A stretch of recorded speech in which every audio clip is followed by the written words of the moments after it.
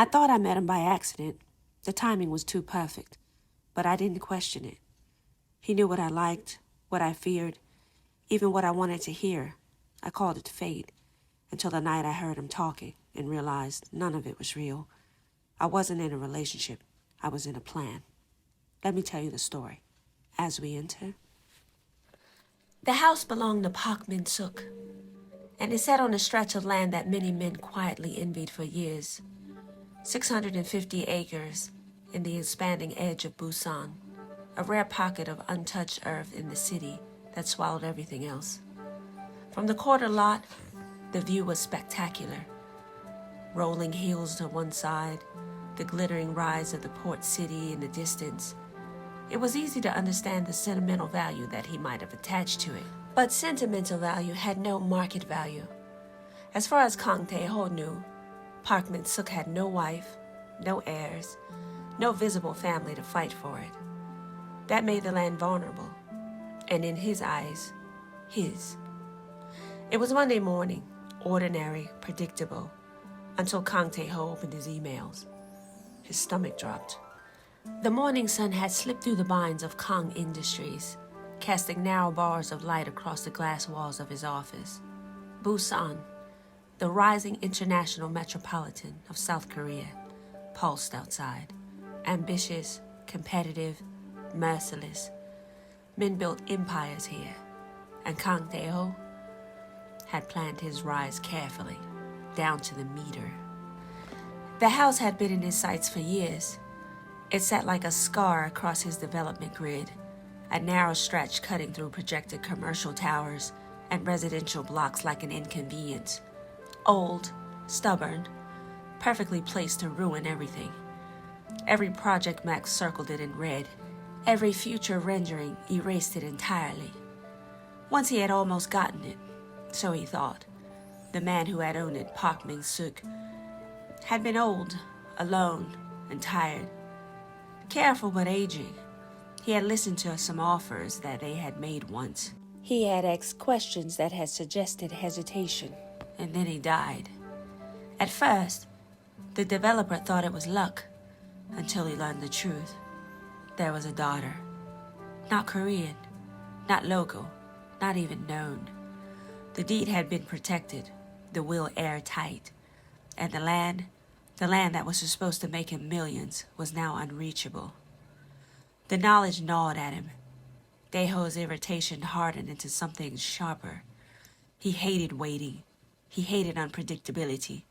And he hated losing to someone who hadn't even tried.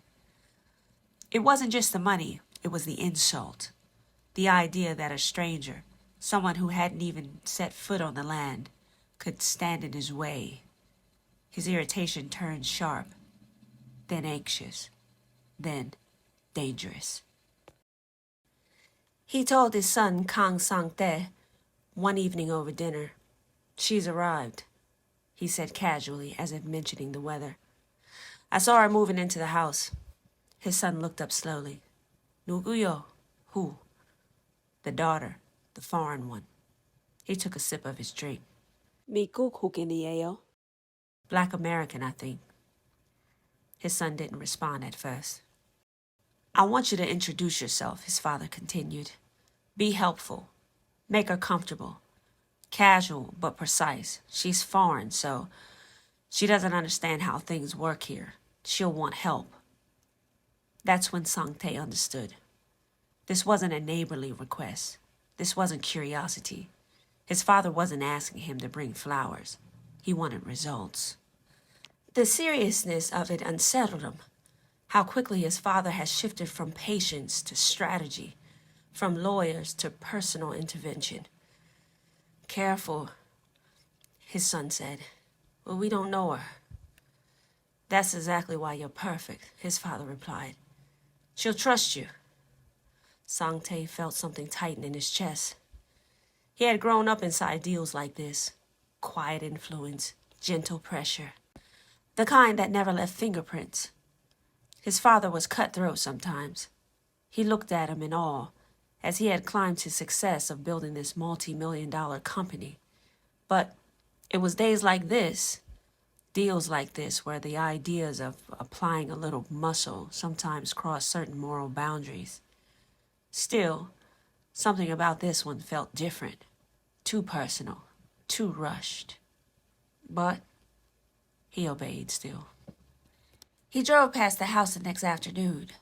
He expected stubbornness, suspicion, someone already defensive, off-putting. Instead, he saw her. She was standing in the yard, sleeves rolled up, hair pulled back carelessly, focused on something broken near the porch. There was dirt on her hands, sweat at her temple, no audience, no performance. She looked real, beautiful, yes, but not in the way that he was taught to expect. There was no softness designed for approval, no effort to be impressive, just presence. He sat in the car longer than he meant to, and then he thought to himself, why not? It would be easy. Introduce himself, be kind, let her fall for the idea of safety, of help, of belonging. Convince her to sell. He had done harder things for less. He opened the door and stepped out of his car, and that was the moment that the plan began, the one that would ruin him. Eventually. It had been 4 days since she had arrived in Korea, with a suitcase that smelled like home, and a key that was a reminder that our life would be different from here. The house sat exactly where the letter said it would, at the end of a narrow road that curved, as if it didn't want to be found. The view from the hill was breathtaking, but the gate was low and broken in some sections, the walls uneven, the kind of place that was built by someone who seemed like they wanted to stay forever, not to impress anyone, more like to be left alone. Madison stood there longer than necessary, hand wrapped around her bags, afraid that once she opened that door, the man that had never claimed her, who had not been a part of her life, would finally become real. Her father had lived there alone. That knowledge pressed against her chest in quiet waves. Inside, the house was sparse but careful. Shoes still lined near the door, tools cleaned and hung, a folded blanket placed at the end of the bed, untouched. She noticed the small things, the way the cups were stacked, the way the calendar stopped on the same way at the same month, every time she looked at it. She slept badly that first night. Dreams came in fragments, a voice she didn't recognize, a language she half understood, the sensation of being watched without threat, only expectation. By morning, she had decided to stay. She stood in the yard for a long moment before unlocking the door and stepping back outside and breathing in the air that didn't feel like hers yet. The neighbors watched from a distance, curious but careful. She had learned that long ago, people would decide who you are before they even spoke to you. Inside, the house smelled like dust and old paper. There were framed photos turned face down on the shelves, tools stacked neatly in the corner, a calendar on the wall that stopped on the month he had died. She sat on the floor and cried there, quietly. The kind of crying that didn't ask for comfort. It just stayed. A couple of companies had reached out within a week. The land was prime and deeply sought after. At first it was polite. A letter slipped into the mailbox offering assistance with maintenance and taxes. Then another, explaining zoning changes. The language was careful, professional, almost kind. She ignored them. She wasn't here to negotiate. She was here to understand what had been left to her, and why. Sang-tae didn't approach her right away. He drove past the house for several days, observing. She worked slowly, methodically, often stopping to stare at unfinished tasks, as if she was trying to decide where to begin next. The porch sagged. One window wouldn't close. The gate leaned. She didn't ask anyone for help. That, more than anything, surprised him. On the 5th morning, the opening he had been looking for finally came. The porch gave way, not completely, but enough. The boards cracked beneath her weight, and her foot slipped forward. She caught herself before falling, but not before her ankle twisted painfully. She sank onto the step, breath sharp, hands braced on either side of her. Sang-tae pulled over. He didn't rush. He approached calmly, carefully, not to startle her. Shalea Hamida, excuse me, are you hurt? He said. She looked up, wary but not hostile. I think I'll live.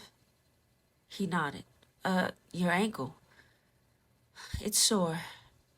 He crouched a few feet away, examining the board. The wood is rotten.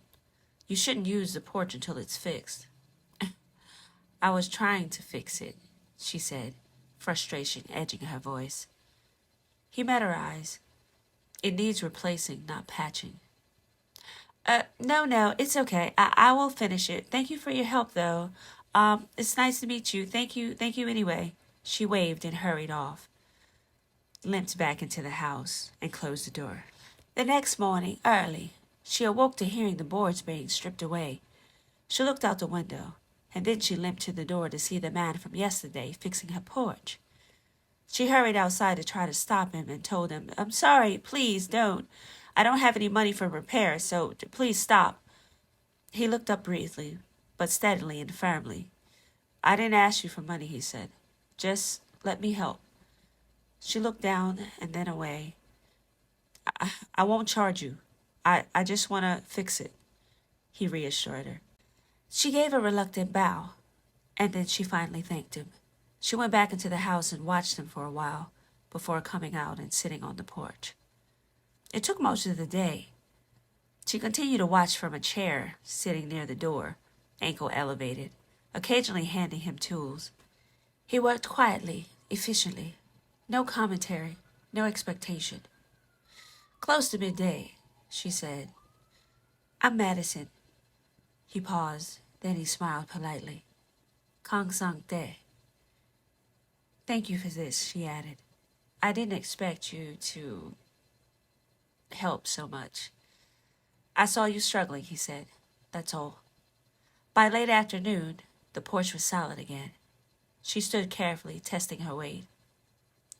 It feels safe. 감사합니다. That was the goal. She hesitated. Then she said, Would you like some water?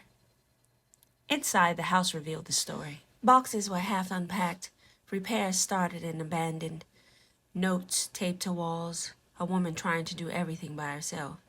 She moved slowly, deliberately, pouring water despite the limp. Kang Sang-tae watched her struggle without comment. When she stumbled slightly, turning from the counter, he stepped forward instinctively to steady her. 죄송합니다. I'm sorry, she murmured. No need, he said quietly. She handed him the glass. 감사합니다. Thank you for everything. He drank, and he left without lingering. The next morning he came back. He knocked. She opened the door, surprised. I hope this isn't strange, he said. The water you gave me yesterday. Could I have some more? She blinked in surprise. Then she smiled despite herself. Come on in, she said. That's how it began. That's how the pattern started. He came back, over and over, fixed something small, shared water, talked a little longer each time. At first, she kept him at a distance. But he helped. He talked. He laughed. And then he helped some more. He translated forms, explained utilities, never lingered too long, never crossed the line. It felt safe, controlled. But slowly, things began to change. The house was in much need of repairs. Windows of opportunity literally just lingering all around. A window wouldn't close, a door wouldn't shut, and he just kept showing up with his tools every morning without being asked. They worked side by side in silence at first. Then there came the small talk. Then there were shared meals eaten on the floor, because the table wobbled too much to be trusted. He stopped looking at her the way men did sometimes. You know, like an idea, an experience, a story they wanted to tell later. He started looking at her like someone who might be tired, real. And that undid her more than she expected. The thought that she wanted him to come, and maybe needed him to come. The vandalism began subtly. Scratches on the gate, trash overturned. Each time he returned, the guilt began to compile. Later that evening, Sangte stayed longer than he had intended to. The sun had already dipped behind the neighboring houses by the time he had finished replacing the last light fixture and the lock on the door that kept getting stuck. The room glowed warmer now, softer than before. Shadows pushed back just enough to make the space feel livable. "Does that help?" he asked. Madison looked up from the table where she had been sorting mail, her expression tired but grateful. "It does. Thank you for staying." He nodded, wiping his hands on the cloth. "I'll just finish this one and I'll head out," he said. And he meant it. But then he felt it. The instinctive tightening in his chest, the sense of being watched that had nothing to do with imagination. He turned just as a shadow moved past the window, but before he could speak, something struck the glass.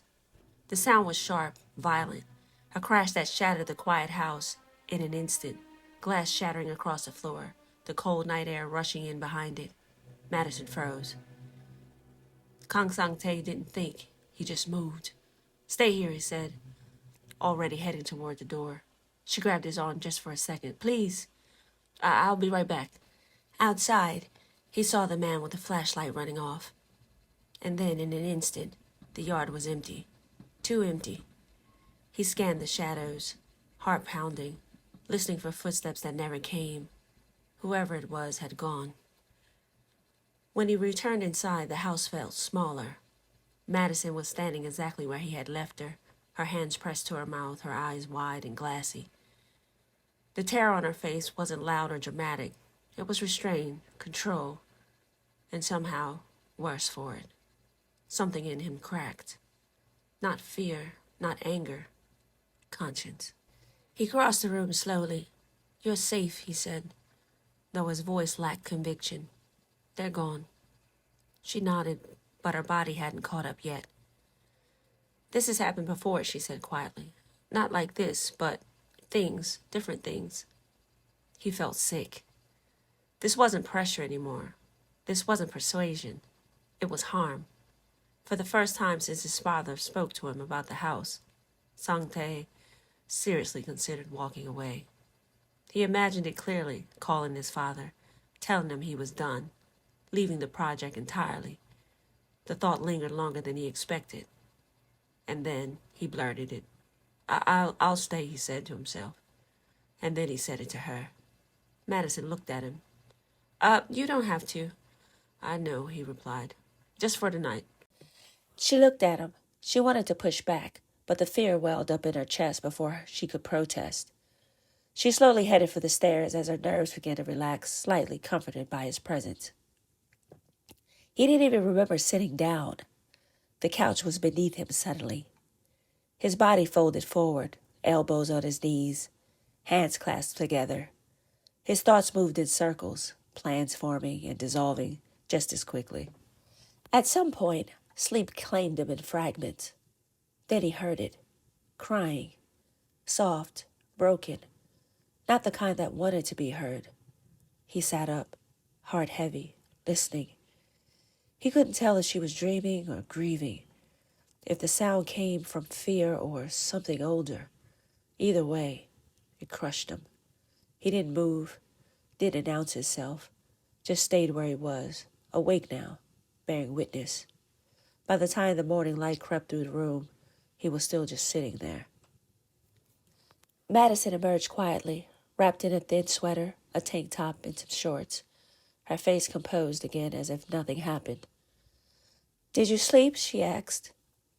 "A little," he said. She nodded. "Breakfast is almost ready." They didn't talk about last night. She cooked the eggs and toast, her movements careful but practiced. He ate when she placed it in front of him, thanked her sincerely, and stood. "Thank you again," he said, meaning more than the food. She smiled faintly. "Thanks, kamsahamnida, for staying," she said. He left before she could fully see the weight settling in his shoulders. At his father's office later that morning, Kang Sang-tae entered the meeting with his father closed and distant. He sat for a moment, but the wait became too uncomfortable, so he stood by the window, watching the city move. "Things are getting tight," he heard his father say briskly. We just lost another deal today, so this one matters even more. Sancte turned. Maybe there's another way. His father frowned. Explained. We could approach it differently, Sancte said carefully. Less pressure, more time. Kang Dae-ho waved the idea away immediately. Out of the question. Sancte bit his lip to keep from protesting. Then he nodded once. I have it all under control, he replied, his eyes shifting. The lie tasted bitter in his mouth.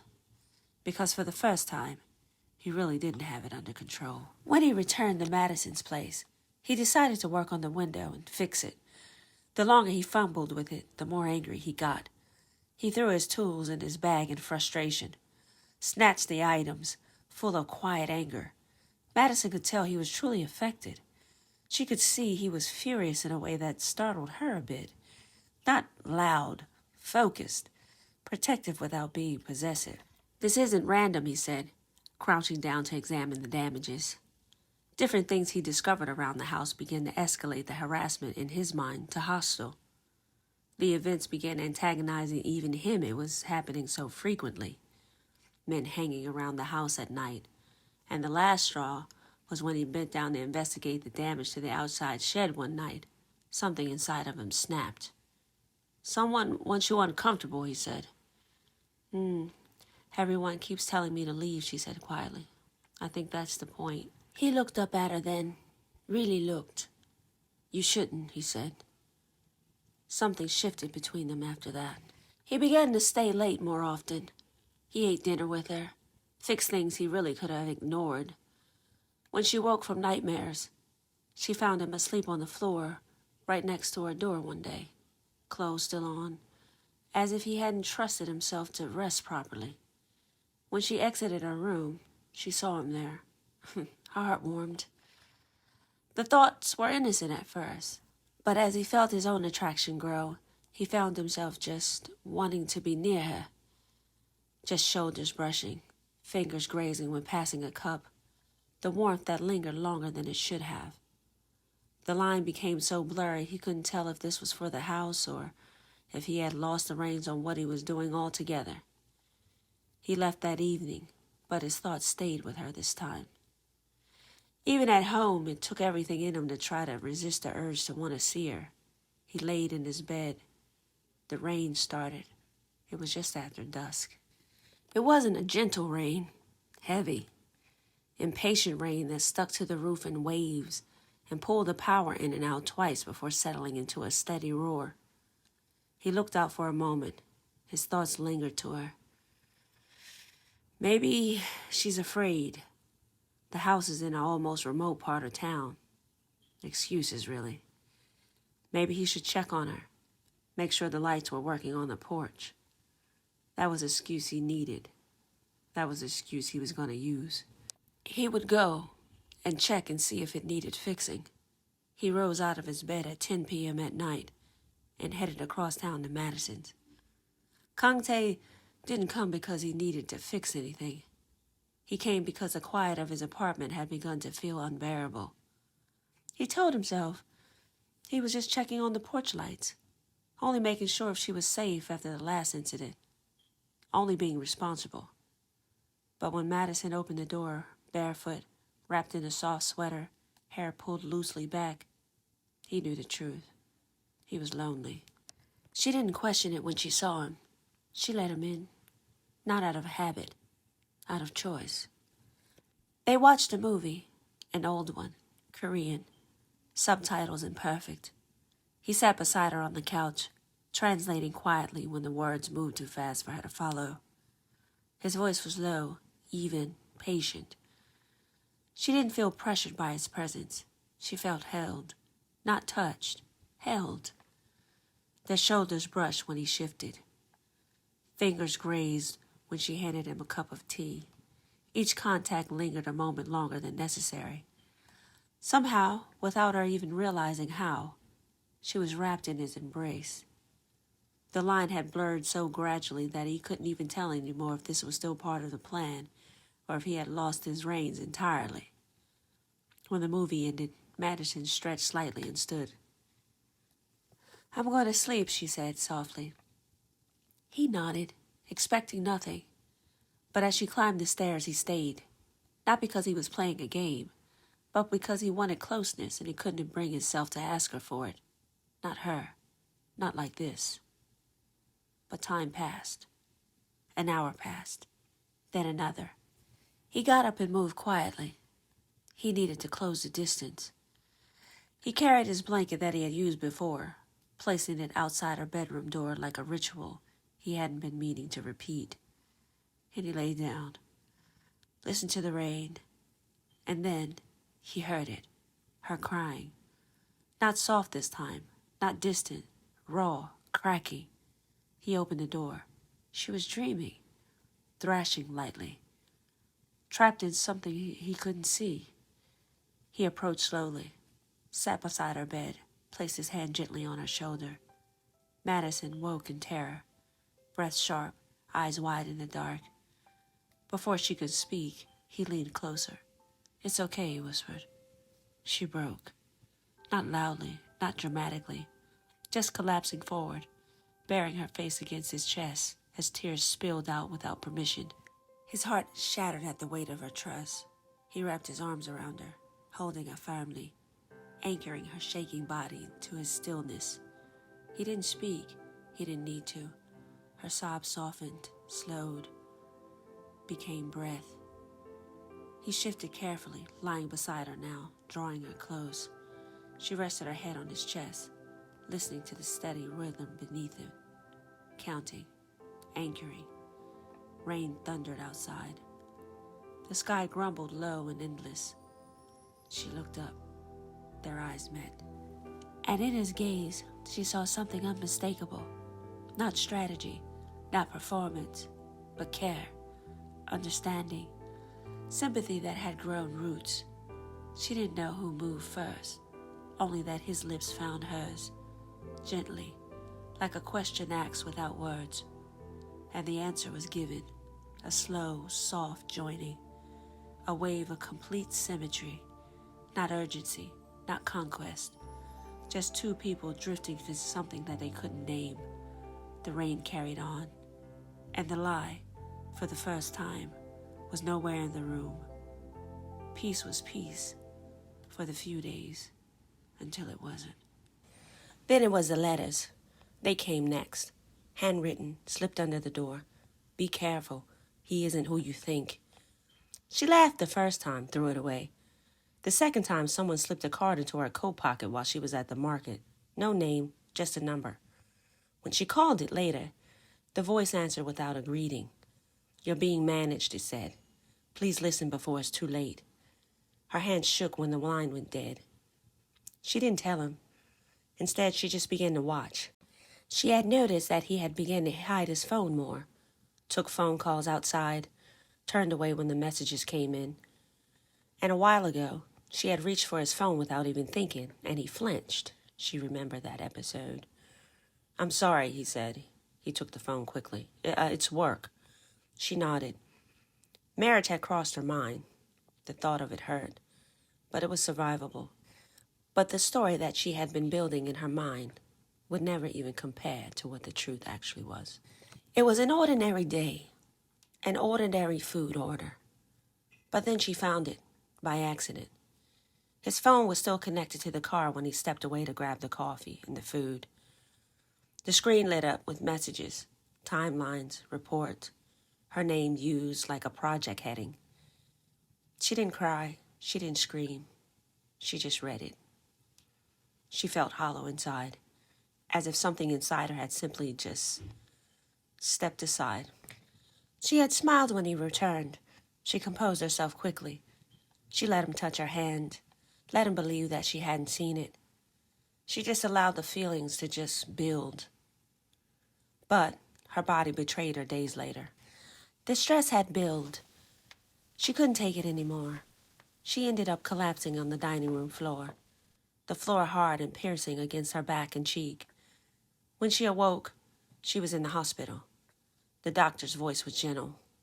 Exhaustion, dehydration, and you're pregnant. She was shocked, happy, and then destroyed. He was radiant, shocked, hopeful, and already planning. Then there were the days where she just laid still and distant, staring at the ceiling, understanding, finally, that even the softest moments had begun with a lie. And that, and then, was the moments that she had decided to leave.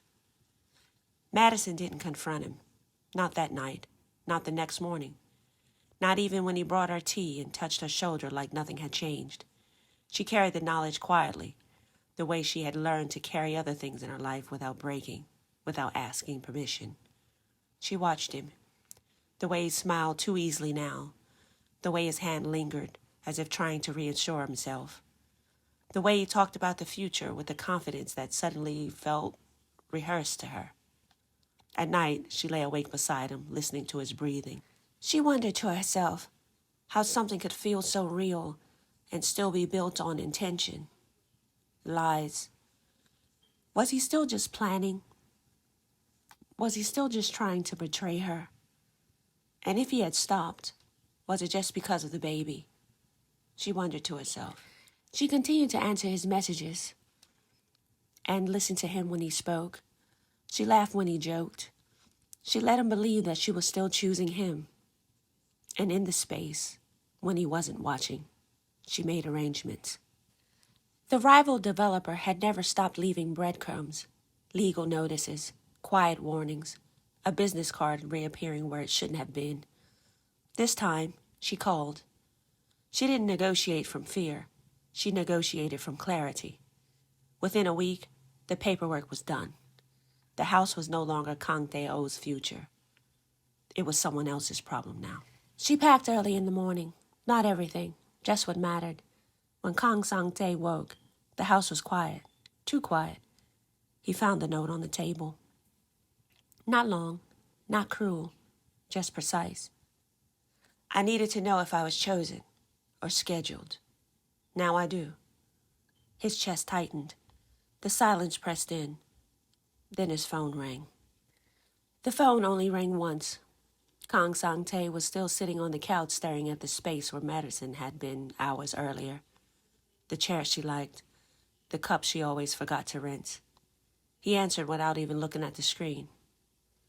You lost, his father said. The words were flat, efficient. She sold the house, Kang Dae-ho continued. E-investment closed this morning. For a moment, Kang Sang-tae didn't understand what it meant. Not really. The phone slipped from his hand and struck the floor, the screen cracking on impact. He didn't even bother to bend down to pick it up. Something inside him had collapsed instead. It wasn't anger. It was a sudden understanding that there would be no conversation, no explanation, no coming back to fix what had already been decided. She was gone. The feeling hit him all at once, violent and disorienting. Like a train tearing through the room. A room that he had built, one that he had felt safe. He stumbled backward, racing himself against the counter, nausea rising fast and unforgiving. Land, money, deals, none of it mattered. He had lost something that did. When he finally stood in his father's office later that day, the words came out unevenly, all of them. The plan, the lies, the fear, the night the window broke, the way she cried, the child. By the time he finished, Kang Sang-tae's voice was gone. Kang Dae-ho stared at him in silence. Then he looked away in disgust. Daga, he said, get out. The words were sharp, final. Kang Sang-tae didn't argue. He couldn't. His body folded onto itself as he turned for the door, shoulders shaking. And then, unexpectedly, he broke. Not quietly, not with restraint. He cried the way he did when he was 5 years old, when he had fallen from a tree and come home bleeding and terrified, searching for his father's face in the distance. The sound stopped Kang Tae-ho cold. But he didn't move, didn't soften. But as he watched his son stumble out of the office, something unfamiliar twisted in his chest. Disgust lingered, but it wasn't alone. A feeling he had hardly dared to feel in years, through all the deals, through all the many moments of clawing his way to the top. Regret. Brutal regret. He sat alone. Kang Tae-ho sat heavily in his chair. The irony slowly settled on him. He could have had the land without strategy, without pressure, without cruelty. His son had been right. Marriage would have solved everything. Why had the idea angered him so deeply? Because she was foreign? Because she was black? No.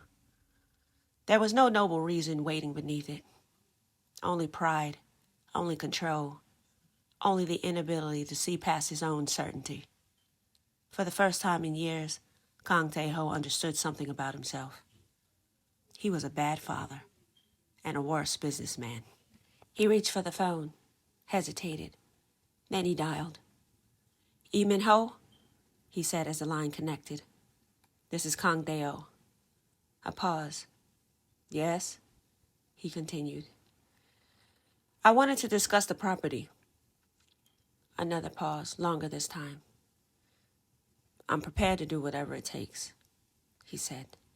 And that meant even if he had to beg, even if it cost him his dignity, he would get that house back, not for himself, for his son, and for the child he had almost erased before even knowing it existed.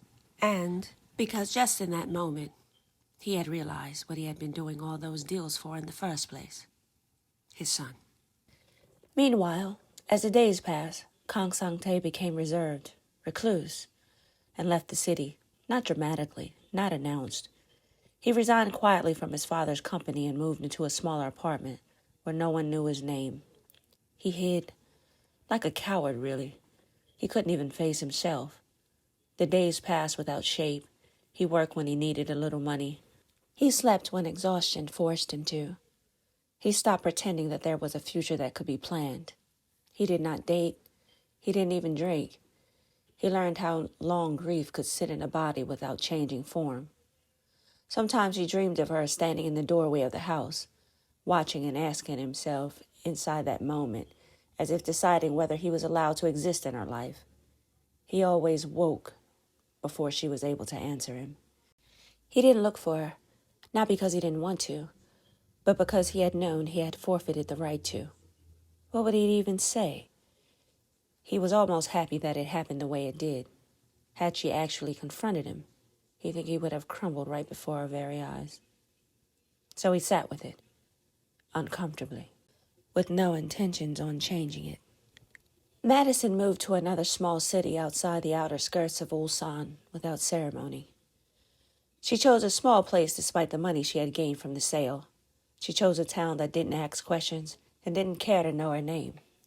Her pregnancy unfolded quietly. She worked when she could, rested when she needed to. She continued to visit a prominent fishing site that her father once loved. But it never replaced the longing she felt to visit his grave. She pushed those sentimental thoughts away. She wouldn't dare go back to that place.